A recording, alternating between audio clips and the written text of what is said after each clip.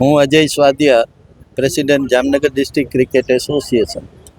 આજરોજ Jamnagar district cricket association તથા રમતગમત પ્રશિક્ષણ કેન્દ્ર જામનગર દ્વારા સંયુક્ત રીતે આયોજિત બહાદુરભાઈ કોઠારી કપનું ઉદ્ઘાટન આજ કરવામાં આવ્યું.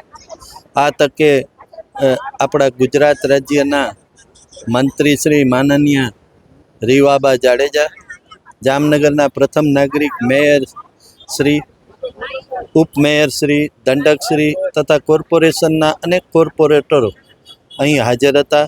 ઉપરાંત અસંખ્ય વાલીઓ, ક્રિકેટ પ્રેમીઓ અને ક્રિકેટરોએ અહીં હાજરી આપી હતી. આ ટુર્નામેન્ટ આજથી જામનગર રૂરલ અને ટાઈગર 11 વચ્ચે પ્રથમ મેચ રમાશે. આ ટુર્નામેન્ટની અંદર લગભગ 28 ટીમો અત્યારે ભાગ લઈ રહી છે.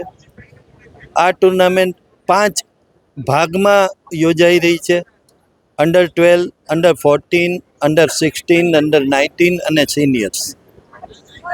આ રીતે આ ટુર્નામેન્ટ લગભગ 1 મહિના જેટલો સમયમાં ચાલશે અને દરેક ગ્રુપની અંદર દરેક ફાઇનલોને ઇનામ આપણે આપવાના છીએ અને ખૂબ જ મોટા પ્રમાણમાં ઇનામની જાહેરાતો પણ થઈ રહી છે.